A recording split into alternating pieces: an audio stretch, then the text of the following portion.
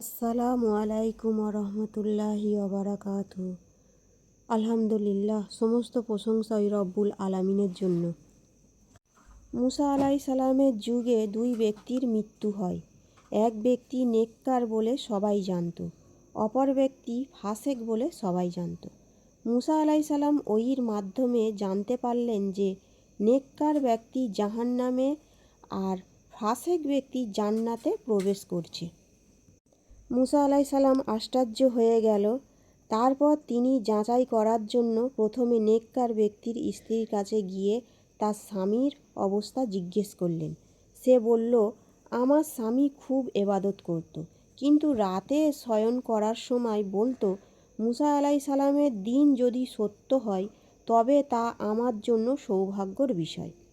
তারপর তিনি ফাসেকের স্ত্রীর কাছে গিয়ে তার স্বামীর অবস্থা জিজ্ঞেস করলেন।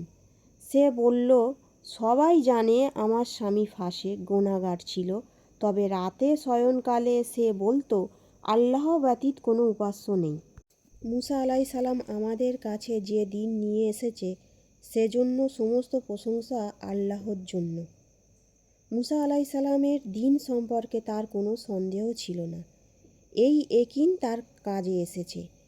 এই ঘটনা থেকে বোঝা যায় যে কলেমা পাঠ করা তখনই লাভজনক যখন তার উপর ইয়াকিন থাকে। হাদিস শরীফে এসেছে, যে ব্যক্তি ইয়াকিনের সাথে লা ইলাহা ইল্লাল্লাহ পাঠ করবে সে জান্নাতে প্রবেশ করবে। বন্ধুরা, আজ এই পর্যন্তই। ভিডিওটি ভালো লাগলে লাইক, শেয়ার এবং চ্যানেলটিকে সাবস্ক্রাইব করবেন। আর কিছু ভুল থাকলে কমেন্টে অবশ্যই জানাবেন। আমিন।